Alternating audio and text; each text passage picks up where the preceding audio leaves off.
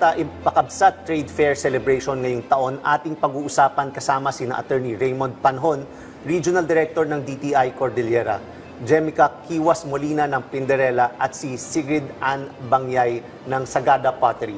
Magandang tanghali po sa inyo at welcome sa Bagong Pilipinas ngayon. Magandang tanghali. Magandang tanghali din po, Commissioner Jun and Sequeng, sa ating lahat ng nanonood sa oras na to. Para po kay Attorney Raymond, ano po ang pangunahing layunin ng Impakabsat Trade Fair ngayong taon at ano po ang tema ngayong taon at paano ito sumasalamin sa kultura ng Cordillera? Ang tema po ng ating Impakabsat ngayong taon ay Flavors and Colors.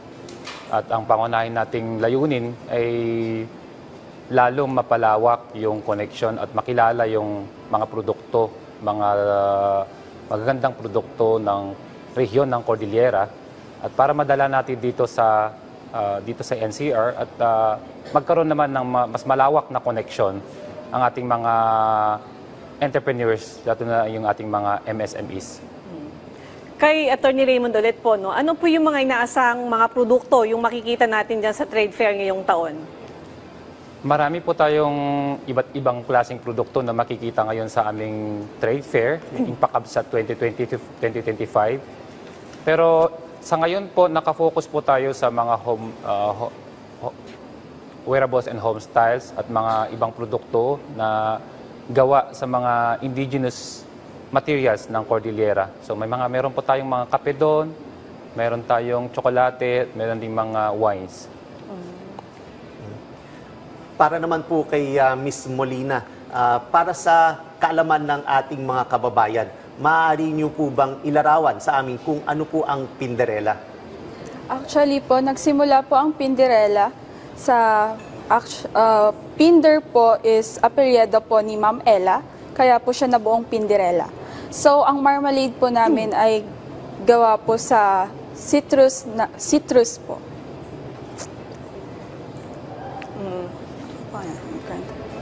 So, agawa siya doon. So, Yes kwento po. mo na lang sa amin, Ms. Jenica, kung ano ba yung pinagmulan nitong Pinderella? Bukod doon sa nasabi ninyo na pangalan siya.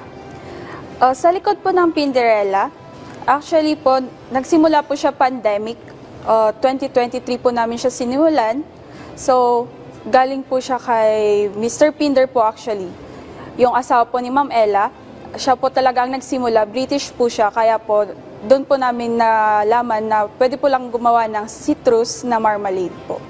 So parang nakakalimutan na rin po nating mga Pilipino ang citrus marmalade kagaya na po ng dayap.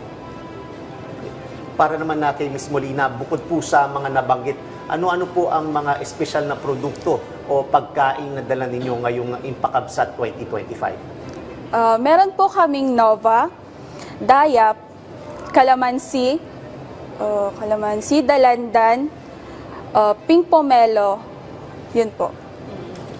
Okay. Kay Ms. Bangyay naman, pwede niyo po bang ibahagi naman kung ano at paano nagsimula itong pottery tradition sa Sagada? Tsaka may kaugnayan po ba ang pottery ng Sagada sa sinaunang kultura o ritual ng inyong komunidad? Yes po, yung Sagada Pottery started in 2000 by Archie Stapleton. Archie Stapleton is a son of a missionary who grew up in Sagada in the 1960s. He became a professional potter in the US and came back in Sagada in 2000 kasi familiar siya sa geographical condition ng area. So may mga local materials that is potentially good for pottery production.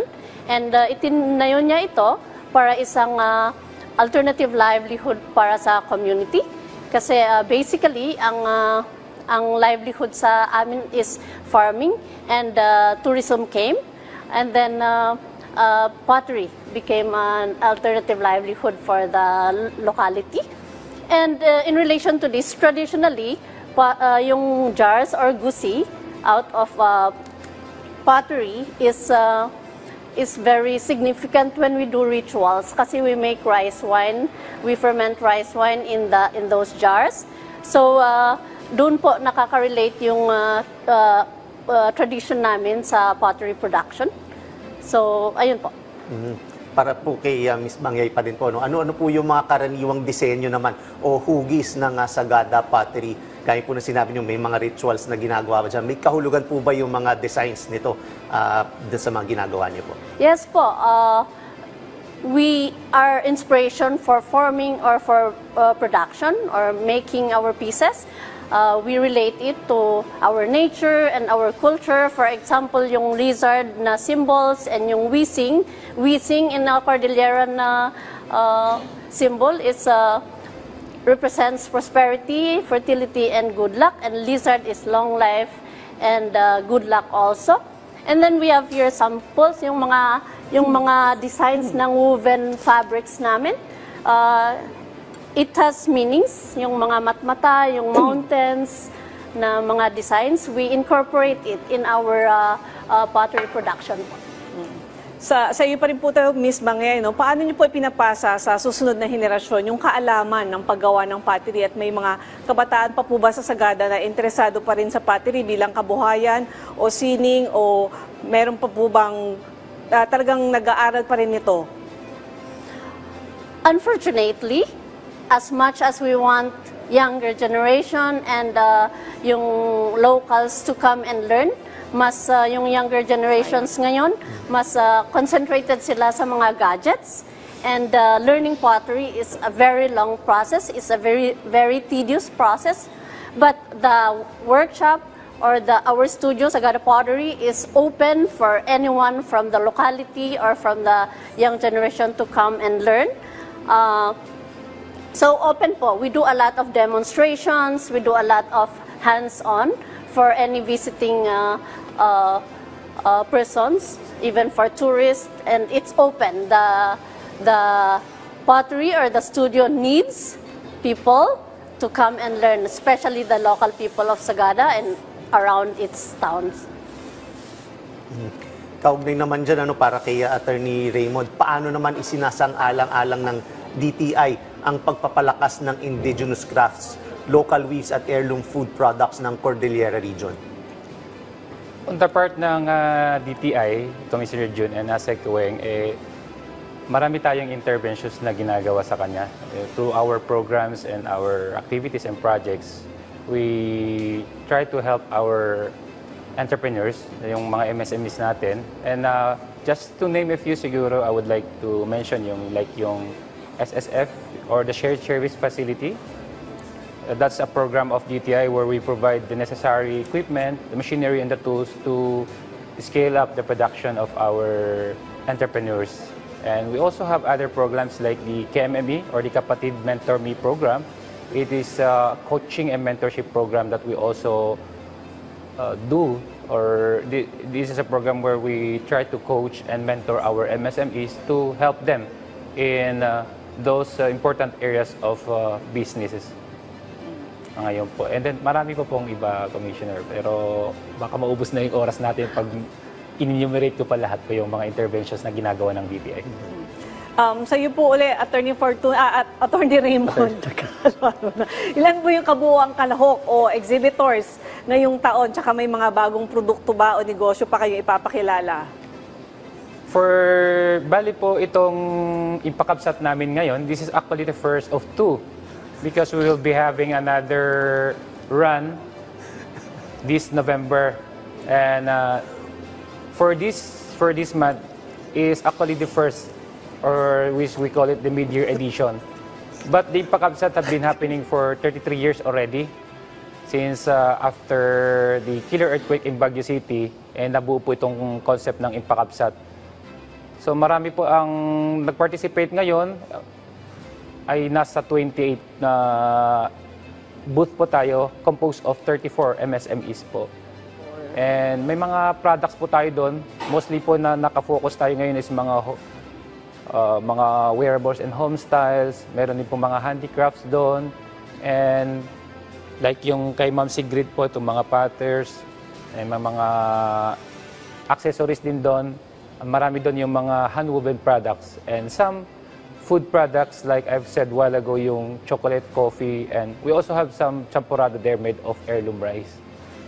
And there were also other new products from our partners from the Department of Agriculture. Attorney Raymond, may bahagi po ba sa event para sa pagbuo ng market linkages gaya ng B2B sessions o buyer matching? Ano po ang detalye nito? We did not conduct any specific B2B event, but then we have invited several institutional buyers. As a matter of fact, Duty Free was there yesterday when we launched the event, and I was informed that their personnel are already there at the venue scouting for products that they can display in their stores. And we also have invited other partners like Metrobank, One Concord, and they have already visited our booth. So hopefully they will be able to connect with our MSMEs doon po sa venue natin. Attorney, para lang sa kaalaman tsaka para lang maklear, nasaan po yung exact location nitong fair na to at tsaka hanggang kailan po nandoon yung impakabsat? Nag-start po tayo kahapon, no? Nag-launch po kami kahapon, July 2, and it will run until Sunday, July 6. So that's a 5-day event, and our exhibitors can be found at the level 2 sa atrium ng Shangri-La Plaza dito sa Mandaluyong City po. Okay, sir. Mensahe nyo na lang po sa publiko, lalo na sa mga mamimili para suportahan itong Impakabsat Trade Fair ngayong taon. Unahin po natin si Attorney Raymond.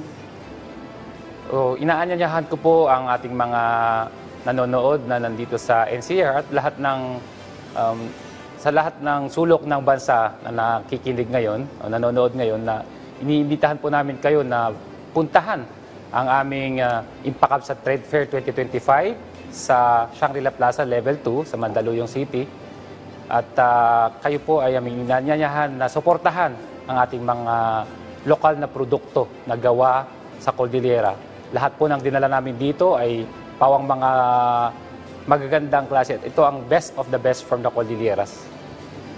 Okay, Ms. Molina, ako naman po, mensahe nyo po. Iniimbitahan ko po kayo sa aming trade fair sa Shangri-La. Nasa booth 19 po kami. Kasama ko po si Cheches Garments at si Conheza po. Mayroon po kaming mga tuyo doon. Actually po, pati po kanila Gift of Grace po at Eva Foods po. Okay, si Ms. Bangay naman. The Cordillera is very far po sa Manila. Yung iba 12-hour ride, yung iba 10-hour rides. But right now, we are in Shangri-La, Mandaluyong po. Naanyayahan po namin kayo na bumisita, makipag-usap sa mga tagagawa ng mga crafts and also food products. Only the best products from the Cordillera. And you can talk to us. We can tell you the process of making all of these products. From the Cordillera po, nasa Shangri-La po kami ngayon until Sunday, July 6 po. Thank you. Okay. Maraming salamat po sa inyong oras, Attorney Raymond Panhon, Regional Director ng DTI Cordillera, Jemica Kiwas Molina ng Pinderella at si Sigrid Ann Bangyay ng Sagada Pottery.